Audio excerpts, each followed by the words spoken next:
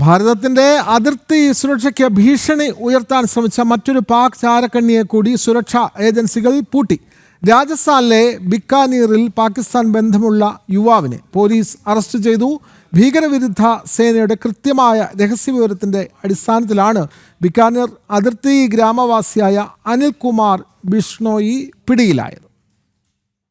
രാജ്യത്തിന്റെ പരമാധികാരത്തിന് മേൽ കണ്ണുവെക്കുന്ന പാക് ഏജന്റുമാർക്ക് വീണ്ടും തിരിച്ചടി. ബിക്കാനീറിലെ ബജു പോലീസ് സ്റ്റേഷൻ പരിധിയിലുള്ള ഗോഡു സ്വദേശി അനിൽകുമാർ ബിഷ്ണോയിയെയാണ് രാജസ്ഥാൻ പോലീസും ATSും ചേർന്ന് വലയിലാക്കിയത്. പാകിസ്ഥാൻ സ്വദേശിയായ ഷെഖ്സാദ് ഭട്ടി എന്ന വ്യക്തിയുമായി പ്രതി നിരന്തരം സമ്പർക്കം പുലർത്തിയിരുന്നതായി അന്വേഷണത്തിൽ കണ്ടെത്തി. സോഷ്യൽ മീഡിയ വഴിയും മൊബൈൽ ഫോൺ വഴിയുമായിരുന്നു ഇവരുടെ വിവര കൈമാറ്റം. ബിക്കാനീർ SP മൃദുൽ കച്ചവയാണ് ഈ സുപ്രധാന വിവരങ്ങൾ മാധ്യമങ്ങളെ അറിയിച്ചത്.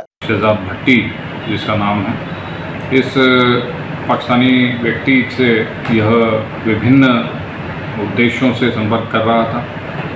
सिम की अवेलेबिलिटी, मोबाइल द्वारा कनेक्शन, विभिन्न सूचनाओं का आदान प्रदान और साथ ही साथ फेक इंडियन करेंसी नोट्स की डील की बात जो है वो इसके मोबाइल से अभी तक हमें जानकारी प्राप्त हुई है.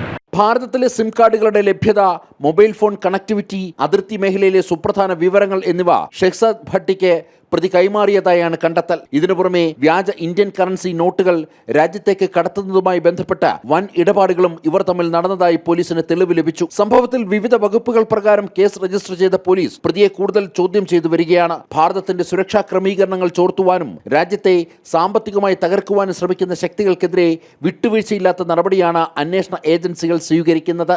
ജനം, ഡൽഹി.